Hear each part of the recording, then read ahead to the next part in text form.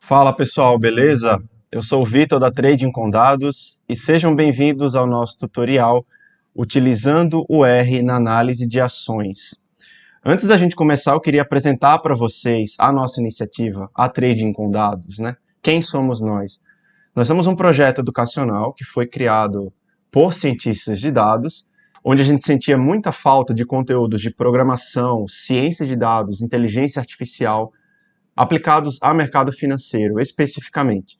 Daí, pensando em criar a ponte entre esses dois mundos, o mundo das ciências de dados e do mercado financeiro, nós criamos a iniciativa educacional da Trading com Dados.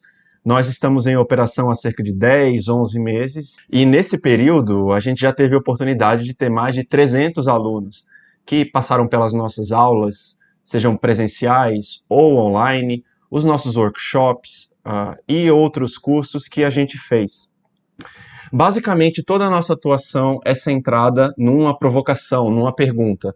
A gente quer responder a pergunta: como a programação, a ciência de dados e a inteligência artificial podem ser utilizadas para melhorar os nossos investimentos? Para que a gente conheça melhor onde a gente está investindo, com essas características dos nossos investimentos, e para que, eventualmente, a gente consiga aumentar a rentabilidade e reduzir o risco dos nossos investimentos.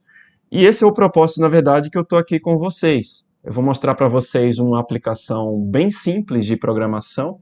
Eu acho que talvez seja o mais simples que a gente poderia apresentar, mas com essa aplicação simples, vocês já conseguem agregar um grande valor aí na vida de vocês como investidores, ou eventualmente vocês podem usar isso para a carreira de vocês, né? Se for o objetivo de vocês fazer uma migração para o mercado financeiro, se tornar um cientista de dados no mercado financeiro, ou se tornar um analista quantitativo, talvez isso funcione como uma semente na carreira de vocês, né? Vai ser aquela primeira provocação que vai acender o interesse, e a partir daí vocês vão trilhar essa jornada.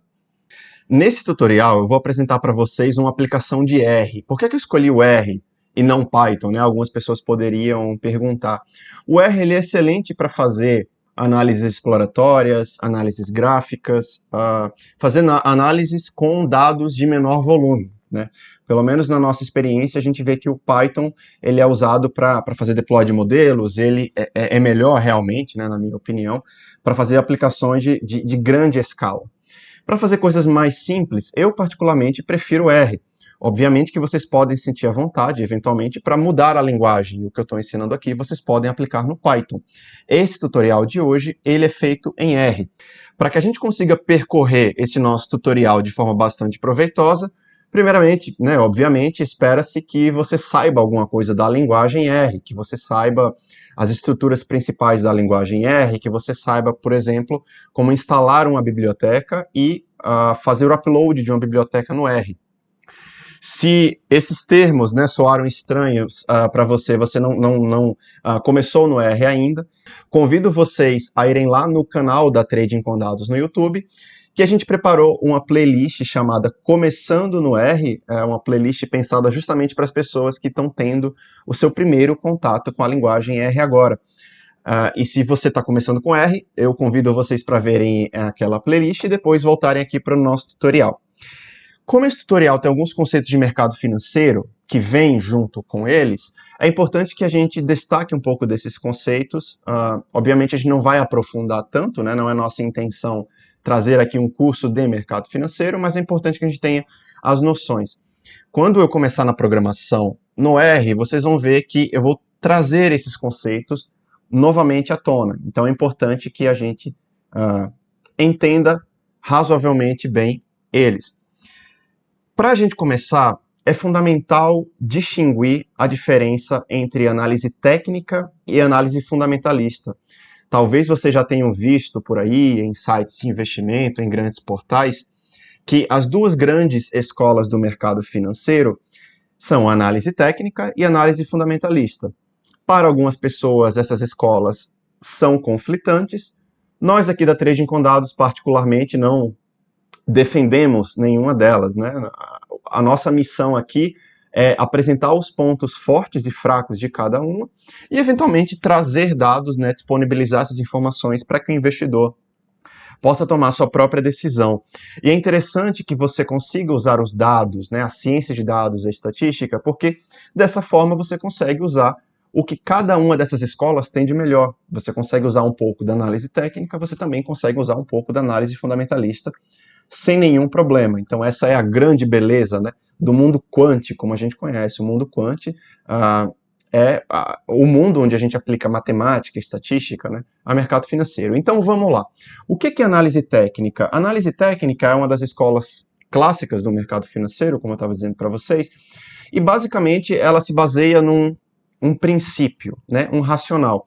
Ela acredita que através dos padrões que a gente observa nas negociações, a gente consegue descobrir se os ativos vão subir de preço ou se eles vão ter o seu preço reduzido. Então, como vocês podem ver no slide, eles tentam ver os padrões visuais, os padrões das imagens que se formam nos gráficos das ações, nas negociações, e dessa forma eles tentam prever o comportamento de uma ação, não só com os gráficos do preço em si, mas também olhando o volume, por exemplo. Então, essa é a forma, basicamente, que a análise técnica pensa. E aqui eu trago para vocês, se vocês observarem à direita do slide, tem alguns desses padrões. Então, por exemplo, se eu pegar aqui o padrão Shooting Star, né, ele fala que é um bearish reversal. O que seria isso? É que quando esse padrão é observado, acredita-se que normalmente o mercado vai virar para baixo, ou seja, ele vai cair, né? Então aqui eu trago para vocês também uma figura mostrando algumas tendências. Observem que, dependendo dos movimentos que o mercado faz, ele fala se a gente deveria comprar ou vender, e a análise técnica está intrinsecamente ligada a isso. A análise fundamentalista, por um outro lado, ela não tenta olhar a parte externa da negociação, né? Não tenta olhar tanto o preço. Pelo contrário, ela tenta olhar para dentro da empresa, ou seja, para dados, para fatores que são intrínsecos à empresa. O que seria isso? Características, né, que os investidores que conhecem aquela empresa, eles vão saber. Então, por exemplo, a receita líquida, o resultado bruto, qual foi a margem daquela empresa, qual foi o EBITDA, qual foi o ROI daquela empresa, como está sendo a dívida dessa empresa ao longo dos últimos trimestres. Então, a análise fundamentalista, ela vai buscar olhar por esse lado. Tá? Então, na análise fundamentalista, a gente não se preocupa tanto com o preço da empresa, a gente está mais preocupado realmente com, vamos dizer, de certa forma, a saúde da empresa.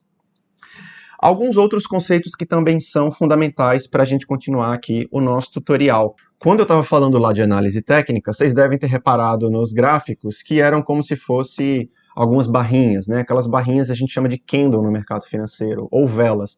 É importante que a gente conheça de forma bem sucinta o significado delas.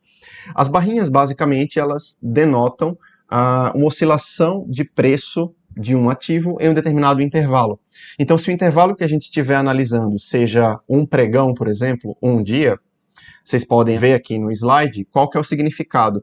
Se eu estiver olhando para uma barrinha verde, ou seja, uma barrinha que indica que o ativo subiu de preço naquele dia, a barrinha aqui horizontal, né, da parte inferior, ela quer dizer o preço em que aquele ativo abriu o pregão naquele momento.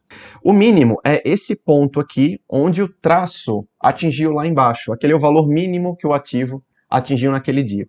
Se a gente olhar para a parte de cima da barrinha, é um raciocínio parecido. O ponto aqui de cima desse traço é o valor máximo que o ativo ou que a ação atingiu naquele dia. E essa barra aqui, horizontal, é o valor de fechamento em que aquela ação, aquele ativo, fechou o pregão naquele dia. Para os candles, para as velas de pregões, onde a ação ou ativo caiu, né, ou seja, um candle de baixa, o raciocínio é análogo, só que é invertido. Então, por exemplo, ao invés de essa linha superior horizontal estar falando do fechamento, né, como o ativo caiu de preço naquele dia, então essa linha aqui é o preço de abertura. Obviamente, se a gente usar o mesmo raciocínio, essa linha aqui de baixo é o preço de fechamento. Da mesma forma, esse ponto aqui, que essa reta atinge lá embaixo, é o valor mínimo que aquela ação atingiu naquele dia, e esse ponto aqui em cima é o valor máximo que aquela ação atingiu naquele dia. Falar agora de médias móveis, o que é isso? Na análise técnica, o conceito de médias móveis é importantíssimo. Não quero aqui discorrer exatamente sobre fórmulas e falar precisamente o que são as médias móveis, mas basicamente aqui o que vocês precisam saber é que as médias móveis são uma ferramenta estatística importantíssima para a gente olhar as tendências de variação de preço de ações. É uma espécie de suavização da curva de preço. Então observem que ao invés de eu ter a curva de preço aqui como ela está originalmente, eu suavizo essa curva de tal forma que eu olhe para um período atrás daquela data, pode ser um período de 20 dias, 30 dias, 40 dias, e eu calculo a média daqueles períodos. É essa média que eu coloco no gráfico. Então eu faço isso para cada janela, de tal forma que eu consiga suavizar a minha curva. Dessa forma, justamente por suavizar as curvas, as médias móveis elas são uma das ferramentas mais utilizadas por quem aplica, por quem gosta de análise técnica, para saber quando eu devo comprar ou vender uma ação. E por fim, dois conceitos que são fundamentais também, a gente vai ver uma aplicação em R aqui de como eles são utilizados, é o conceito de retorno, que basicamente retorno é rendimento, né? O retorno de uma ação de ontem para hoje, por exemplo, é o quanto ela rendeu. Simplesmente isso. O risco de uma ação seria, literalmente, né? Qual que é o nível de risco que ela, vamos dizer, impõe ao meu portfólio? Normalmente a gente associa o risco à volatilidade. Estatisticamente falando, a gente associa a volatilidade ao desvio padrão. Então, normalmente, quando a gente fala disso, a gente está calculando o desvio padrão. Sabendo disso tudo, a gente pode então entrar na nossa prática com o R. E antes de abrir aqui o R para vocês, eu queria só falar brevemente das bibliotecas que a gente vai ver aqui hoje. Tem algumas bibliotecas legais, na verdade, que a gente pode usar no R para manipular, para analisar ações, sejam com dados técnicos, né, de análise técnica, sejam com dados fundamentalistas. Aqui eu estou trazendo para vocês três bibliotecas que eu considero bem relevantes, tá? A primeira é a BET-GET-Symbols, que traz dados, acho que com um dia de atraso mais ou menos, dados de negociação das ações nas bolsas do mundo. A QuantMode, que é uma biblioteca parecida, ela tem um propósito parecido, a diferença é que a QuantMode ela tem várias funções que permitem que a gente faça análise técnica direto no R, e isso é muito bacana. E por último, a GetDFP Data, que é uma biblioteca que traz dados fundamentalistas das ações brasileiras, e isso é muito bacana, porque a gente sabe que no Brasil existe uma escassez, existe uma dificuldade muito grande se trabalhar com dados fundamentalistas de ações.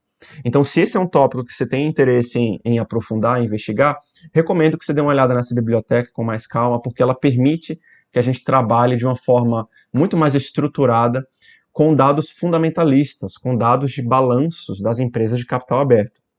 Uma coisa que eu queria mencionar aqui para vocês é que a primeira e a terceira biblioteca que eu falei, a BET-GET-Symbols e a GetDFP Data, elas foram criadas pelo professor Marcelo Perlin. O Marcelo Perlin ele tem um trabalho fenomenal nessa parte aí de mercado financeiro, de criar ferramentas de programação, né, para os entusiastas, para os investidores, para os pesquisadores, e recomendo até que você olhe lá o site dele, dê uma olhada na obra dele. A gente assim, agradece imensamente ao trabalho dele, porque ajuda bastante quem gosta desse campo, quem precisa trabalhar com isso, e certamente o trabalho dele faz toda a diferença no Brasil. Então agora a gente vai para a nossa prática no R, e eu vou abrir aqui o meu RStudio. Então, pessoal, vamos começar a nossa prática no R. Para vocês que já têm um pouco de familiaridade, vocês sabem que a gente precisa trabalhar com bibliotecas, né? Afinal, são as bibliotecas que dão vida ao R. Lá nos slides, então, vocês vão lembrar que eu falei de 3 bibliotecas. Se você não tem essas bibliotecas ainda, né, basta instalá-las. O nome delas, né, a primeira é a BET-GET-Symbols. Obviamente não vou instalar aqui porque eu já tenho essas bibliotecas na minha máquina. A primeira é a BET-GET-Symbols. Depois a gente vem com a QuantMode. Vou ajeitar aqui, QuantMode. E depois a gente tem a getDFP data, que vai nos ajudar a trazer os dados fundamentalistas. Então, se você não tem essas bibliotecas ainda, recomendo aí que você siga as etapas e instale. Então, vamos abrir essas bibliotecas. Como eu já tenho a batch getSymbols instalada e as outras também, né, vou basicamente copiar isso daqui para facilitar a minha vida. E eu já tenho a getDFPData também. Então vamos abrir essas bibliotecas. E aí, pessoal, como ajuda mesmo, tem algumas bibliotecas que eu gosto bastante, vale a pena a gente abrir aqui, porque eventualmente a gente vai precisar delas quando a gente estiver fazendo os nossos gráficos, nossas tabelas, e manipulando, né, listas, data frames, etc. Obviamente, a biblioteca clássica do R para fazer gráficos, a ggplot2. Eu vou precisar da ggthemes também para manipular a estética deles. O reshape para mudar o formato de algumas tabelas. E por fim, a Plier também, a gente vai ver algumas aplicações dela. Beleza, pessoal? São essas bibliotecas, basta então a gente abrir. Uma vez que elas estão abertas, aí sim a gente vai começar o nosso código. Então, eu gosto bastante de colocar comentários para guiar o que a gente está fazendo. Início do nosso código. A primeira seção que eu quero apresentar para vocês é usando justamente a biblioteca batch-get-symbols. Nesse primeiro momento, a gente vai ver como trazer os dados de pelo menos uma ação. Se a gente conseguir trazer o dado daquela ação, mostrar, né, a variação dos preços ao longo dos dias e colocar aquilo num gráfico, isso já vai trazer um valor bem bacana, né? Então, vamos explorar um pouquinho a função principal da batch-get-symbols, que tem o mesmo nome da biblioteca. Vamos dar uma olhada aqui. A função batch-get-symbols, então, pessoal, ela traz esses argumentos aqui, esses parâmetros, né? Então, vamos ver, o que é que a gente precisa definir? A gente precisa definir os tickers, né, que são o símbolo da ação ou das ações que a gente vai analisar. Precisamos da data de início, data de fim, alguns outros parâmetros que para a gente não são tão relevantes agora. Precisamos definir um ticker de benchmark. O que é isso? A gente precisa de um indicador de referência para o lugar que a gente estiver analisando. Então, se você estiver analisando ações brasileiras, por exemplo, você precisa usar como benchmark o IBOV, que é o nosso indicador de referência. Se você estiver analisando os dados de ações americanas, por exemplo, você precisa usar o S&P 500, porque é o benchmark dos Estados Unidos. Então, no nosso caso, aqui não vai ser GSPC, vai ser BVSP, que é o ticker do IBOV. Mais para frente a gente vai ver isso. Temos outros parâmetros aqui. Para a gente, pelo menos agora, não é tão importante assim. O que é que eu vou fazer? Vamos trazer isso daqui para dentro do nosso código e vamos deixar, pelo menos por enquanto, o que interessa. Eu vou tirar isso aqui também. E agora, enfim, a gente vai determinar os nossos argumentos para a função. Eu, particularmente, eu sou um grande fã da VEG, da empresa, então eu gosto bastante de usá-la nas minhas análises. Fiquem à vontade para, nas análises de vocês usarem outras empresas. Notem que para identificar o código de uma empresa, vocês precisam colocar um ponto SA, tá? Isso, por default, pela própria fonte dos nossos dados, que vem do Yahoo Finance, a gente precisa colocar esse ponto SA, então lembrem disso. A data de início, eu gosto de colocar um bom período, vou colocar um DI aqui, vamos colocar aí pelo menos um período de 4 anos, tá? Vou colocar 2016, 01, 01. A data de fim a gente pode colocar hoje mesmo, então podemos colocar, para trazer o dia de hoje, vamos colocar no R, sys.date. E dessa forma, nós temos a data de hoje. E aí também precisamos colocar o nosso benchmark, que eu te falei para vocês, que no nosso caso vai ser o nosso próprio índice da nossa bolsa, que é BVSP. E dessa forma, então, já temos aqui os nossos argumentos. Eu vou rodar isso daqui. Na nossa função, né, o tickers vai ser a ação, que eu defini lá em cima. First date vai ser DI. Last date vai ser o dia final. E o bench ticker vai ser o nosso próprio benchmark, que a gente definiu também. Então, pessoal, uma vez que a gente já definiu os argumentos da nossa função, a gente pode dar nome aos bois, né? A gente pode chamar isso aqui, vamos chamar de dados ação. Vai ser isso daqui e a gente já pode executar. Vocês viram aqui que apareceu uma mensagem no meu console, né? A execução, o resultado da execução dessa função, ela puxou os dados lá do Yahoo Finance e ela falou aqui que deu tudo certo. Até coloquei 2 Ds aqui, né? Que é um só.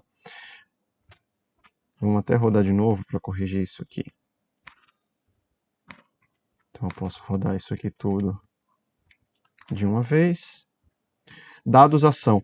Percebam que ele me traz uma lista. Então ele não me trouxe um data frame com os dados da ação propriamente dita, né? Trouxe uma lista aqui com 2 elementos. Tem coisas aqui que eu acho que eu não vou precisar. Não vou precisar, por exemplo, desse df control. Ele fala de algumas características do ticker. Não é isso que eu quero. O que eu quero são os dados da própria ação. Isso daqui. Ou seja, eu quero o segundo elemento dessa lista. Então, para facilitar a nossa vida, eu não vou pegar tudo de dados ação. De dados ação, eu vou pegar apenas DF tickers, que tem os dados das negociações de VEG, né, que é o que a gente quer. Uma vez que eu faço isso, de fato, observem que aqui, então, eu tenho um data frame, né, com 10 variáveis, 1196 observações. O que é que a gente pode perceber na estrutura desse data frame? Temos os dados do open, né, de abertura daqueles pregões. O high é os valores máximos que o preço daquela ação atingiu naquele dia. O low, os valores mínimos. Temos o close, que são os valores de fechamento que a ação teve naquele dia. O volume, o price adjusted. O price adjusted é muito importante, pessoal. É o preço de fechamento daquela ação naquele dia. E por que então chamamos de adjusted? Adjusted porque é ajustado. Se vocês operam no mercado financeiro já há um tempo, vocês provavelmente sabem que existem alguns eventos, né, alguns fenômenos no mercado, vamos dizer assim, que modificam o preço da ação. Por exemplo, quando uma ação paga dividendos, normalmente o preço daqueles dividendos são descontados do valor da ação. Quando uma ação realiza um desdobramento ou realiza um split, por exemplo, o preço também sofre uma modificação. Então, o preço ajustado, essa coluna que vocês estão vendo aqui, é uma coluna que reflete isso. Então, ela foi criada justamente para refletir essas modificações que acontecem com o preço, tá, pessoal? Então, voltando aqui para o nosso código, a gente já tem, então, os dados que a gente precisa para fazer o nosso primeiro gráfico. Então, vamos usar a nossa função, a nossa biblioteca, na verdade, né, a ggplot2, a famosa biblioteca, para fazer o nosso primeiro gráfico. Bem, a gente já tem os dados, né? Então, como é que eu poderia fazer? Eu vou chamar aqui a função ggplot, e aqui dentro que a gente vai passar os nossos parâmetros. Eu vou chamar isso aqui de P, por enquanto, né? Aqui eu vou dizer o nome do meu data frame, que é dados ação. E aqui dentro, pessoal, eu vou passar o meu X e o meu Y que eu quero usar nesse gráfico. A gente já viu que a coluna Price Adjusted, ela tem o preço ajustado, né, com aqueles eventos de mercado financeiro. Então é essa coluna que a gente vai usar como eixo Y, tá, pessoal? Para o eixo X, vamos usar, obviamente, a data, né? Porque a gente quer ver a oscilação do preço ao longo do tempo. Então, vamos voltar aqui. A data está como ref date, então esse aqui vai ser o meu X, então ref date. Y vai estar como price ponto adjusted. E aí vocês também podem, se vocês quiserem, modificarem as características visuais do gráfico, né? Se vocês quiserem, por exemplo, adicionar uma cor, eu vou colocar aqui, como eu gosto bastante de azul, colocar color igual a blue. Vamos executar Isso daqui, faltou as aspas.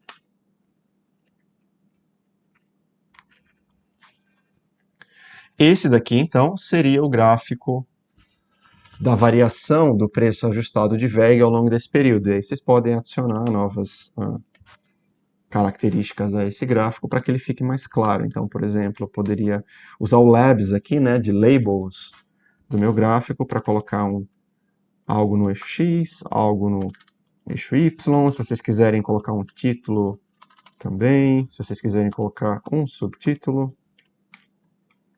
Nesse caso aqui, no eixo X, eu vou colocar data mesmo. Aqui vamos colocar preço ajustado. No título vamos colocar a variação do preço da ação. E no subtítulo podemos colocar o período, por exemplo. Então, de 1º de janeiro de 2016 a 19 de outubro de 2020. E dessa forma a gente tem o nosso gráfico de acordo com os parâmetros que a gente solicitou. E aí vocês têm um código que é bastante simples, né? Bastante fácil de usar, e vocês podem trocar aqui por qualquer outra ação, qualquer outro ativo que vocês gostem, tenham interesse e queiram mudar. Então, vamos colocar aqui, por exemplo, o pessoal fala bastante Magazine Luiza, Magalu. Não vou mudar mais nada, né? Não preciso mudar mais nenhum argumento, porque já está bem genérico. Essa, então, é a variação do preço de Magazine Luiza. Observem que aqui no gráfico ele já está refletindo o desdobramento que as ações da Magazine Luiza tiveram há pouco tempo, né? Teve um desdobramento de uma ação para 4, né? Uma ação virou 4 ações, onde a ação saiu ali de um patamar de R$100, hoje ela está mais ou menos negociada a 25. Então percebam que o gráfico já reflete esses eventos, tá, pessoal, que aconteceram aí recentemente. Na nossa próxima sessão, eu vou mostrar para vocês como que a gente pode fazer com dados de várias ações de uma vez. E por que isso? Porque muitas vezes você não quer simplesmente trazer uma ação, você quer comparar várias ações de uma vez. Você quer colocar todas as ações no mesmo gráfico, por exemplo, para comparar aquela que talvez vai ser sua decisão de investimento, né? E depois, obviamente, você vai usar isso para montar sua própria carteira, tal. Então, como que a gente consegue trazer várias ações de uma vez? É o tema do próximo vídeo.